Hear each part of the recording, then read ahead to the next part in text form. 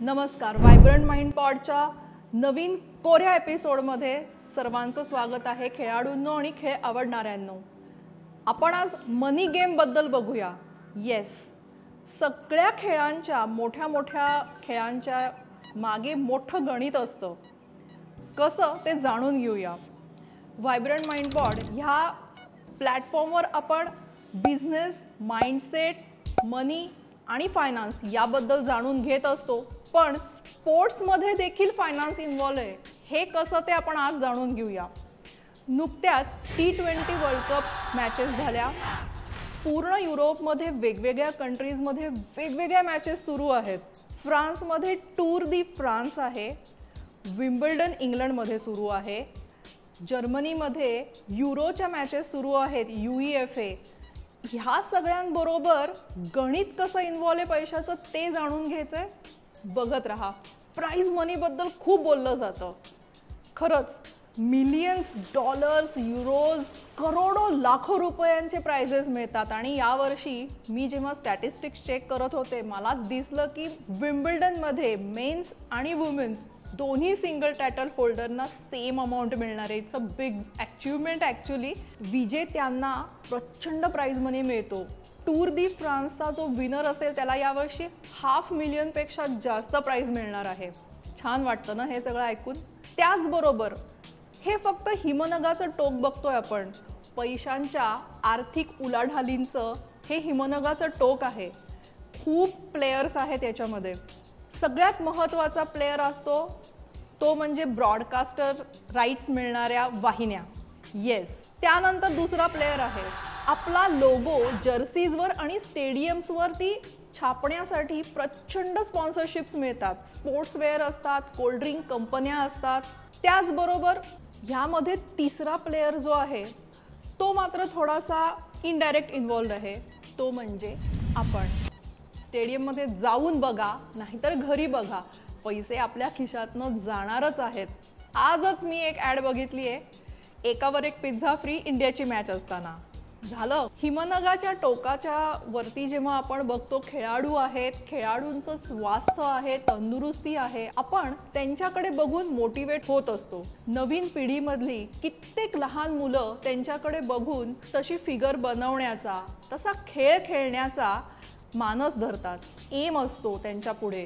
हे एका बाजूला असताना त्याच्या मागे प्रचंड मोठं आर्थिक गणित जे आपण आज पाहिलं त्यामध्ये एक इंडस्ट्री आहे जी खूप बेनिफिट होते. ती म्हणजे ट्रॅव्हल इंडस्ट्री, पर्यटन व्यवसाय. हॉटेल बुकिंग झाले, एरोप्लेनची बुकिंग झाली, रोड्स, रेल्वेज, पूर्ण एरिया पर्यटकांनी फुलून जातो. आजूबाजूचे छोटे छोटे व्यावसायिक आहेत त्यांचा सुद्धा व्यवसायावृद्धी होते. हे सर्व उभं करण्यासाठी स्टेडियम असेल नाहीतर रेल्वे प्लॅटफॉर्म्स असतील, infrastructure plays very important role. प्रत्येक देशामध्ये मोठे मोठे छान स्टेडियम्स बांधलेले आहेत.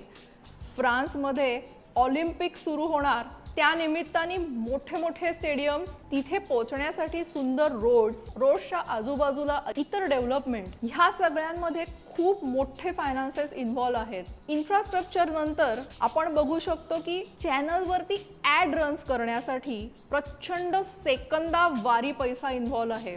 हा सगळा फायनान्सचा विचार करता नक्की आपण खेळ बघायचा आहे का हा मनी गेम खेळायचा आहे हा मला प्रश्न पडतो. पण ह्याच्यामध्ये एक वेगळी साईड सुद्धा आहे, टेक्नॉलॉजी. येस, ह्या सगळ्या फिजिकल स्वतः जाऊन खेळणाऱ्या गेमच्या कॉम्पिटिशनला ई स्पोर्ट्स आलेलं आहे. ई स्पोर्ट्सवरचा एपिसोड मी नंतर नक्कीच करेन.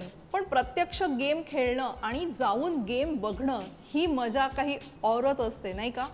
व्हायब्रंट माइंड पॉडवरती सायली ठोसर हिचा मी ऑलरेडी इंटरव्ह्यू घेतलेला आहे. 16 वेळा नॅशनल विनर आहे, गोल्ड मेडलिस्ट आहे आणि 50हून जास्त प्राइजेस मिळालेले आहेत. माहिती आहे कोण आहे? आय बटनवर लिंक देते, एपिसोड बघा आणि इन्स्पायर व्हा.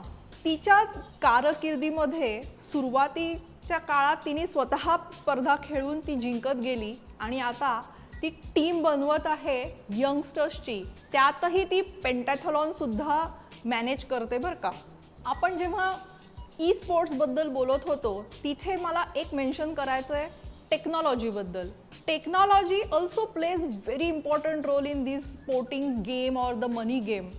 VR इफेक्ट्स असतील किंवा ॲनालिटिकल स्टडी असेल, जो प्रत्येक खेळाडूला, प्रत्येक कोचला, प्रत्येक टीमला गरजेचा असतो. तुम्ही बघत असाल बरेचदा कोचेस असे लॅपटॉप घेऊन बसलेले असतात. मी तर विम्बल्डन आणि फ्रेंच ओपनमध्ये सुद्धा बघितलं. आणि जेव्हा खेळाडू एखादा शॉट जिंकतो टेनिसमध्ये आणि ते एका पर्टिक्युलर जागेवर असे बघतात आणि तिथेच बघून चिअर होतात किंवा तिथे बघून ते काहीतरी बोलतात.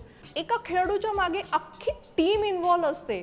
नॉट ओनली द कोच, पण एक मोठी टीम त्यांच्याबरोबर इन्व्हॉल्व असते. खूप छान वाटतं हे बघून. म्हणजे इकॉनॉमी पण आहे आणि माणसांची इन्व्हॉल्वमेंट सुद्धा आहे. एका खेळाडूला त्याचं मानसिक स्वास्थ्य नीट ठेवण्यासाठी खरंच एका टीमची गरज असते. High pressure games are really very crucial. आपण जेव्हा खेळाडूंबद्दल बोलतो ना, तिथे माझा आवडता खेळाडू सध्या तरी अल्काराज आहे, ऑफकोर्स फेडरर नंतर. पण तुमचा आवडता खेळाडू कोणता? कॉमेंटमध्ये मला नक्की सांगा. ह्या अशा सगळ्या फायनान्शियल गणितानंतर आपण आता घरी मस्त TV लावणार आणि चॅनलवरती मॅचेस बघणार, मस्त फूड ऑर्डर करणार, पण एकदा स्टेडियममध्ये पण जाऊन बघूया आणि ह्या सगळ्या इकॉनॉमीचा भाग बनूया. तुम्ही माझ्याबरोबर हा मनी गेम बघितलात त्याबद्दल खूप धन्यवाद. कसा वाटला मनी गेम?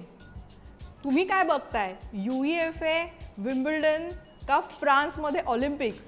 हा व्हिडिओ कसा वाटला कॉमेंटमध्ये मला नक्की सांगा. आणि असेच छान इन्फॉर्मेशनल व्हिडिओज घेऊन मी येणार आहे. तुम्हाला कोणता विषय ऐकायला आवडेल ते देखील मला सांगा. Signing off Minal. Bye bye.